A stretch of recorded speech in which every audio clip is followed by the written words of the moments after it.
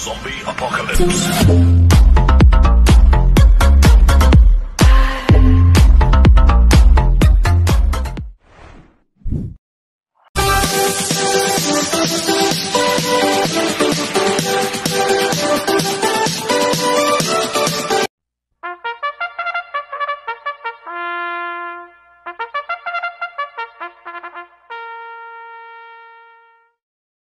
Ang araw po mga bayang karerista.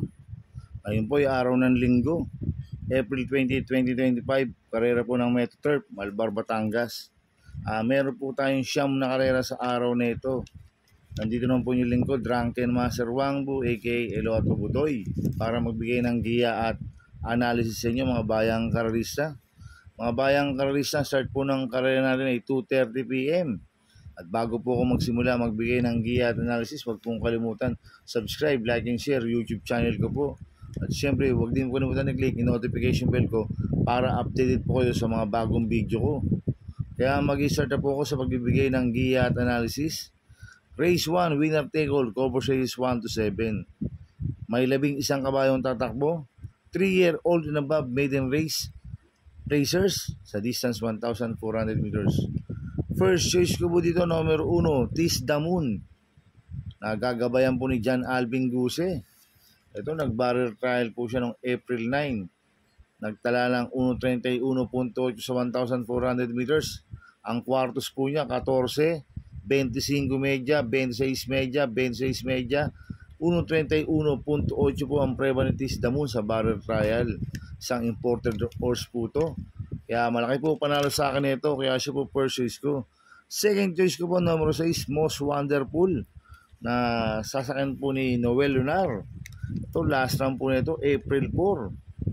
Tercero ko lang Flaming June. Nagtala ng 1:28.2 sa 1,400 meters. Isang imported horse rin po ito, kaya may panalo po sa akin to, kaya siya po second choice ko.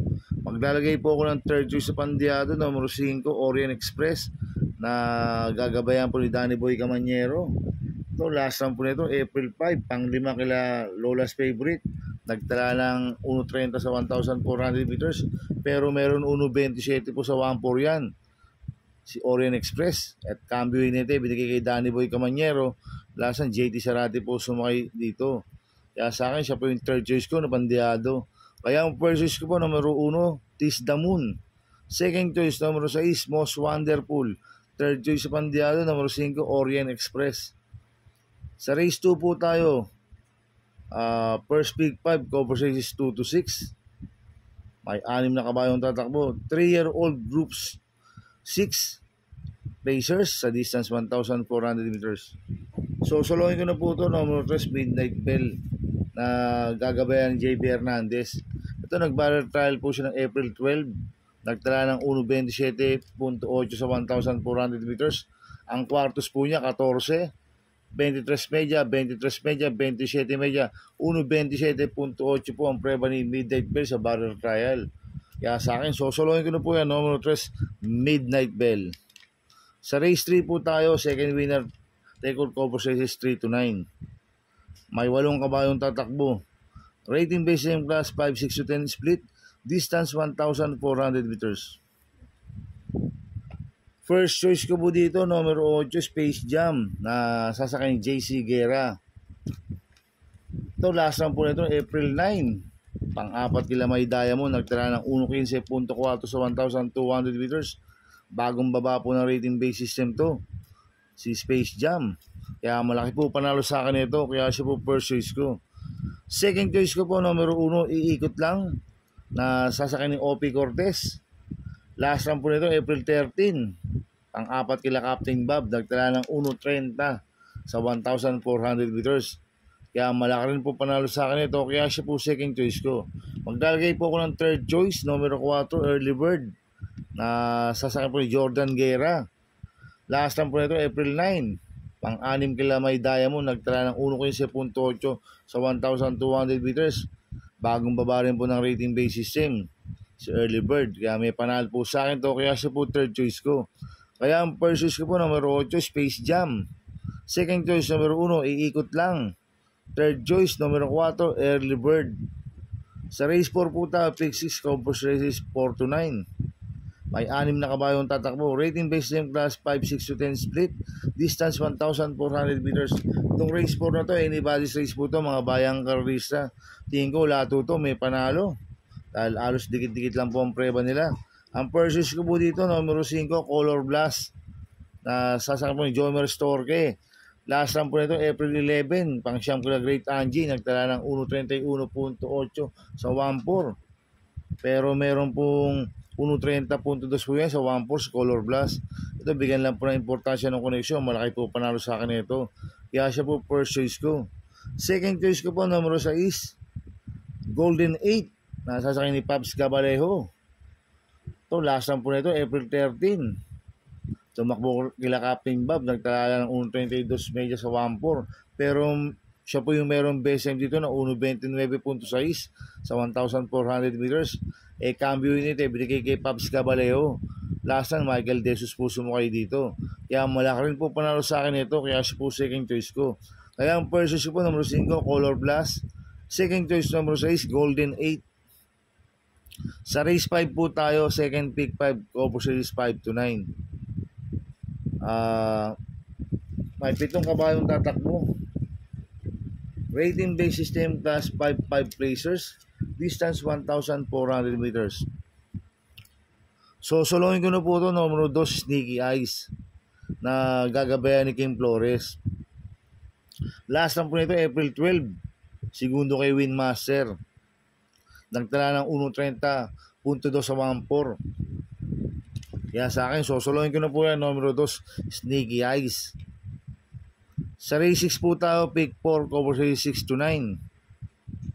May 8 kabayong tatakbo. Rating based game class 4, 16.21. Distance 1,400 meters. First choice ko po dito, couple natin numero 1, Bisyo Magserbisyo, na gagabayan ni JB Bakaykay. 1A, Animo Lasal, na nasa ni Mark Alvarez. Last lang po ni Bisyo Magserbisyo ng April 6.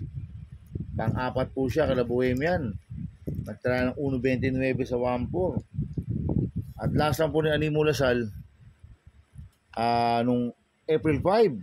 Segundo kay Flywheel, nagtala ng 1.27.8 sa 1.4. Kaya itong couple natin numero 1 to, parehas po malaki panalo na ito. Kaya sila po first choice ko.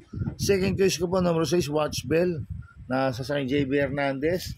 Last lang po na ito, April 13.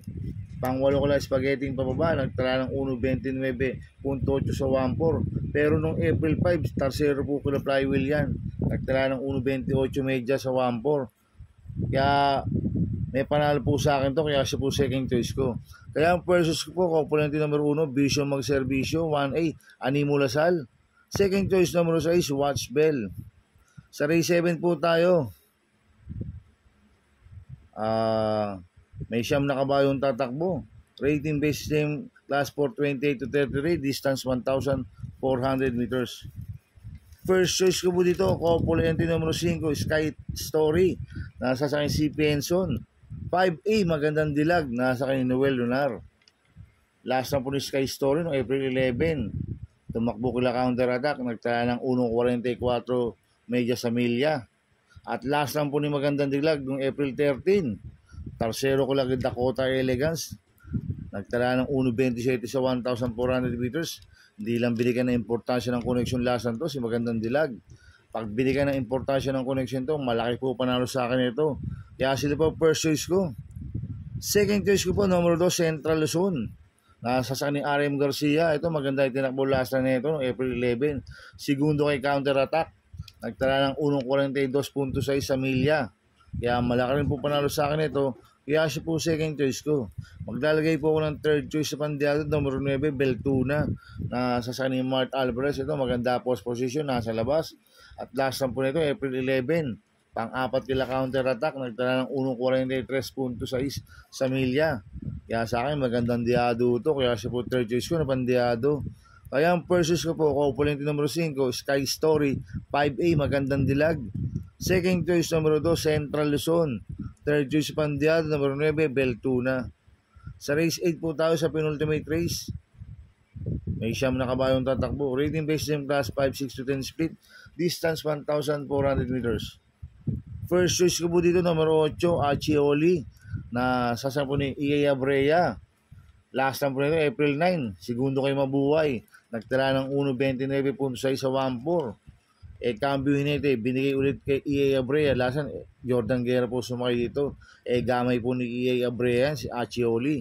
Kaya malaki po panalo sa akin ito, kaya siya po first choice ko. Second choice ko po, numero 1, Eros del 96, na sasakay ni Jordan Guerra. Last run po nito, April 6, segundo kay Galactus. Hindi po siya lumagpas, nagtala ng 1.29.6 sa 1.4. Kaya malaki rin po panalo sa akin ito, kaya siya po second choice ko. Maglalagay po ako ng third choice sa Pandiado, number 3, Don Damiano, na sasakay JC Guerra.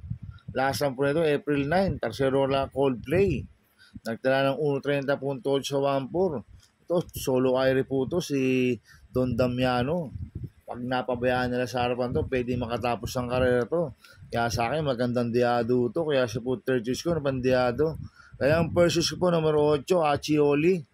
Second choice, numero 1, Eros del 96. Third choice sa pandiado, numero 3, Don Damiano. Sa last race po tayo sa race 9. May 12 kabayong tatakbo, but 11 in numbers. Rating based in class 5, 11 to 15. Distance 1,400 meters. First choice ko po dito, Copolente numero 4, Megan Maxine, na sasakay si Penson.